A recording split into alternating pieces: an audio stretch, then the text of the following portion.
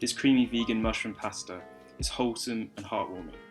So what you need is just put a little bit of oil into a pan and then add some onions. You cook the onions for about 2 minutes to make sure they're nice and silky and see-through. You also want to add about 3 cloves of garlic.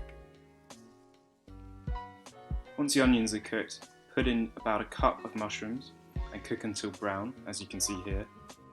As you're doing this, add some salt and pepper to give it some good seasoning. And then what you want to do is add a few tablespoons of flour. Now the trick is to put the flour in a tablespoon at a time and make sure the flour is properly mixed with the mushrooms and onions. Once the flour is mixed in, add about 2.5 cups of vegetable broth. And keep adding it until it's adequately mixed and there's no lumps of flour.